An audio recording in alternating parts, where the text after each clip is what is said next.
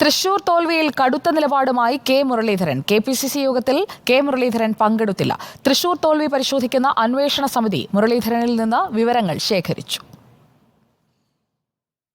തൃശൂർ തോൽവിക്ക് പിന്നാലെ പാർട്ടി പരിപാടികളിൽ നിന്നും വിട്ടുനിൽക്കുന്ന കെ മുരളീധരൻ KPCC യോഗത്തിലും പങ്കെടുത്തില്ല.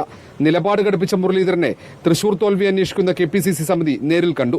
KC ജോസഫിന്റെ അധ്യക്ഷതയുള്ള സമിതി മുരളീധരനിൽ നിന്നും വിവരങ്ങൾ ശേഖരിച്ചു. തൃശൂരിലെ പരാജയം എന്ന് പറയുന്നത് കേരളത്തിലെ കോൺഗ്രസിന് UDF-നുണ്ടായ വലിയ ആഘാതമാണ്. അതും കെ മുരളീധരനെ പോലുള്ള സ്ഥാനാർത്ഥി, മുൻ KPCC പ്രസിഡന്റ്, അദ്ദേഹത്തിന് തട്ടകമായ തൃശൂരെ മത്സരിക്കുമ്പോൾ അവിടെ മൂന്നാം സ്ഥാനത്തായി എന്ന് പറഞ്ഞാൽ അത് ഗൗരവമായ വിഷയമാണ്. കോൺഗ്രസ് അതേപ്പറ്റി ഗൗരവമായി പഠിക്കും, കാരണം കണ്ടെത്തും, പരിഹാരങ്ങൾ ഉണ്ടാക്കാൻ ഞങ്ങളുടെ ഭാഗത്ത് ആത്മാർത്ഥമായിട്ട് ശ്രമിക്കും.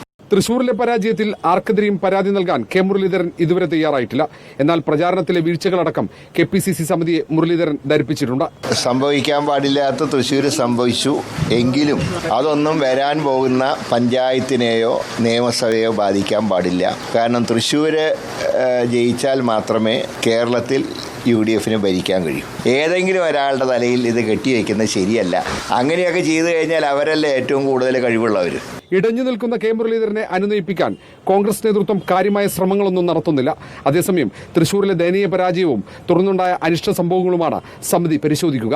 2 വട്ടം കൂടി തൃശൂരിൽ തെളിവെടുപ്പ് നടത്തിയതിനു ശേഷം അന്വേഷണ റിപ്പോർട്ട് സമർപ്പിക്കാനാണ് സമിതിയുടെ നീക്കം. റിപ്പോർട്ടർ, തിരുവനന്തപുരം.